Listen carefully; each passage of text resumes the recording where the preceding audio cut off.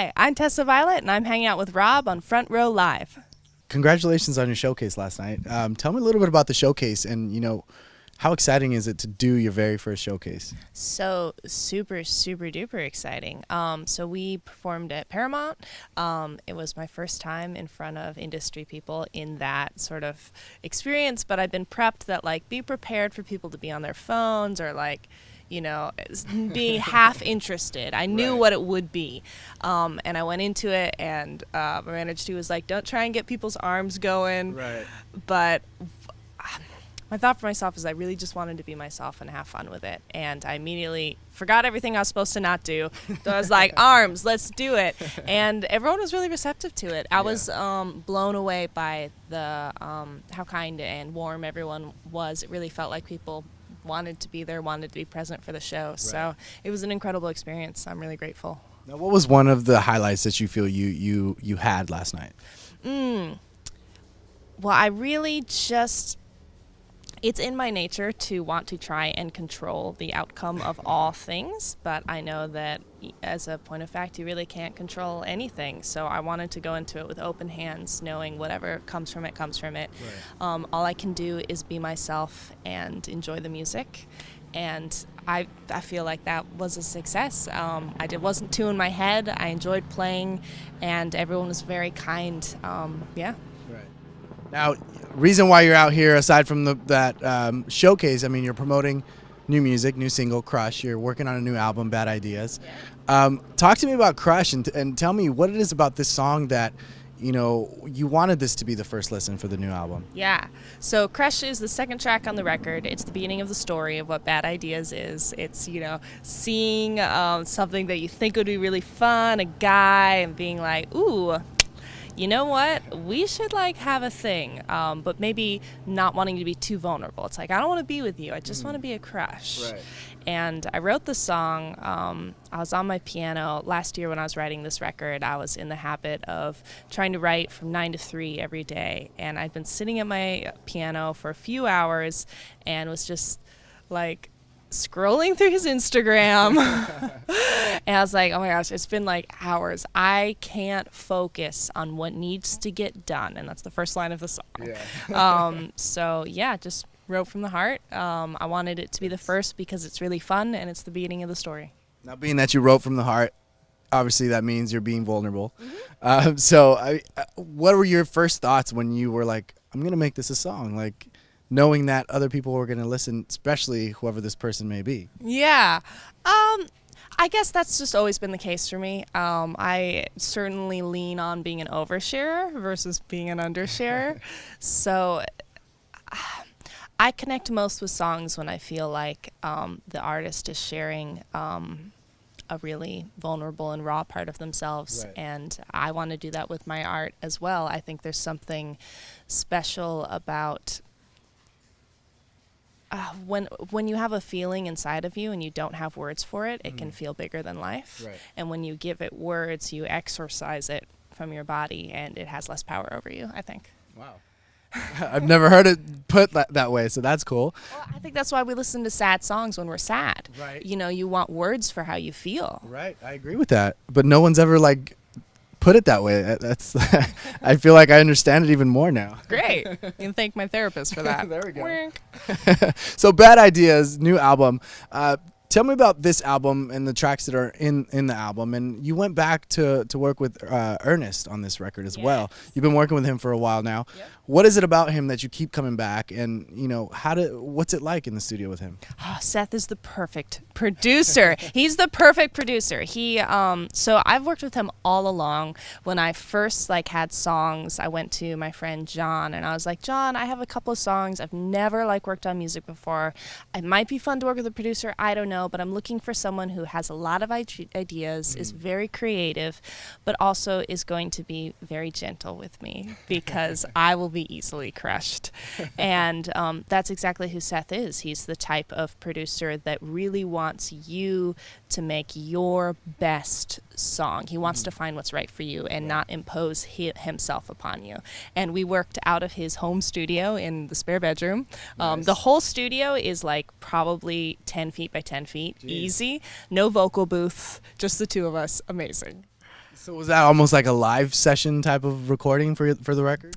Not so much because a lot of it is samples. Seth comes from a hip hop background, Okay. but like when I'm doing vocals, it's like I hop up on a stool and he's at his desk with the computer, and I'm like 4 feet away, maybe, just singing into the mic right there. Wow. Yeah. Now I like that he comes from a hip hop background because he kind of has the electronics in his productions. I know you are a fan of Hello Goodbye, and Yeah. growing up, that was also one of my favorite bands. Yeah? So, Awesome. uh, That record, Would It Kill You, oh my gosh, is so freaking good. I'm.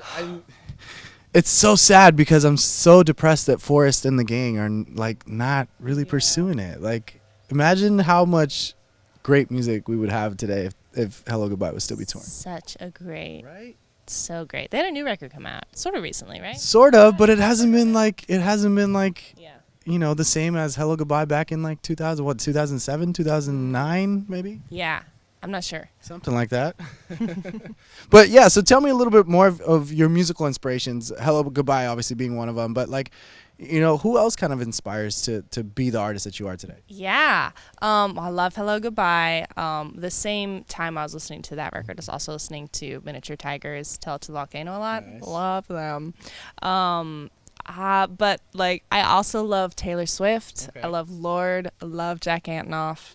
And I listen to a lot of pop music. I think I really like the direction pop music has gone in the last few years. Mm-hmm. Like 10 years ago, pop music was very much let's go dance, put your hands in the air. Right. And now I think we see a lot more deeper lyrical content in pop music. Right. And it's fun to have this juxtaposition of a like boppy beat with like very sad lyrics.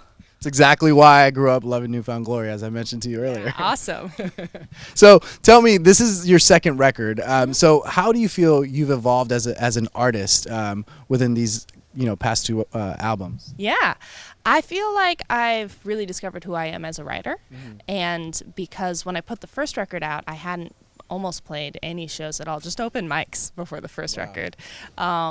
I've had so much more touring under my belt, so I understand like what kind of plays well on stage, what's going to feel too slow, and I really wanted to make a record that was going to be really fun to tour because I love to tour. Right. Yeah, and Bad Ideas is also very much a snapshot of my last year and who I am as an artist, so I like that it's more of a story. So with all that experience with the touring, did that change? I know you mentioned now what looks good or what works well live, but did that change the way that you write also, or is it just mainly in the instrumental sense? That's a good question. I think so. I think I write stronger hooks now. Lyrically, I think I'm pretty consistent. Yeah. But as far as an understanding of like what's gonna feel right for like if you want people to do this, how do you write to get them to do this? How do you perfect your writing? I mean, I know it's only 2 records, but that's still a long time of learning, and I'm sure there's been tons of songs that you've written that some might have been trashed. Like, So but many. how do you really perfect your writing? Practice. Just practice. Early on, my friend John Rubin told me inspiration is for amateurs. And the more you work on what your art form is and your skill, the better you'll get at it. So, for Bad Ideas, there's 11 songs on the record. There's probably, 25 to 30 songs written for it. Right. And I would just write from 9 to 3. Sometimes you get something good. Sometimes you get something super mediocre, but you're still working on what that skill is to write a song. Right. And playing live to understand what works live and what doesn't, and to get more comfortable on stage. Another friend, Tim Skipper, I saw him perform and I was like, you look so comfortable on stage. How do you do that? This is like 3 years ago. I'm like, give me some hot tips. And he was like, you're not going to like this answer. Play 100 shows. And I was like, no, I hate that answer. But now I think I've probably passed 100 now. And I'm like, oh, it's true. I feel much more comfortable on stage. Now, you did mention 93 is your time to work on music. Mm-hmm. You do that from home. So how are you able to, you're so comfortable at home. Like, I have a hard time doing it at home sometimes. So how do you focus? Great question. Turn off Wi-Fi if you can. get everything away. I only do the writing from home. If I'm doing any sort of admin or computer stuff, I go out to a coffee shop so that I can be more focused, more driven. Right. But I guess I find a lot of ability to motivate myself by thinking big picture. Like maybe I don't want to be doing this small thing right now, but I'm doing this small thing to have better songs to play bigger shows because I enjoy that. Right. And also to remind myself that no, it's not true. I do like to write songs. So it's just so easy with anything to look at either like, oh, I don't feel like doing it, or like, no, I love this work, and try to readjust my perspective on it. Right. Now, with the 11 tracks that are on this record, which one has been the most challenging for you to create? Vulnerable wise or like technically? That's a great question. I guess let's try both. Let's see which one's which two, vulnerable and technically.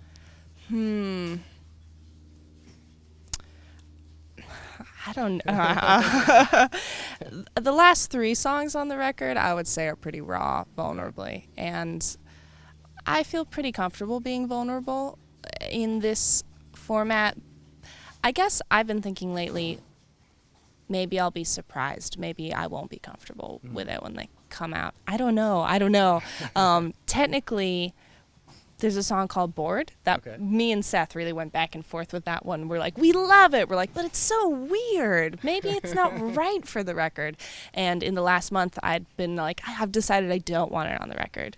And then like 2 weeks before the very end, I was like, never mind. This song's a bop. Stick it on there. What's so weird about it?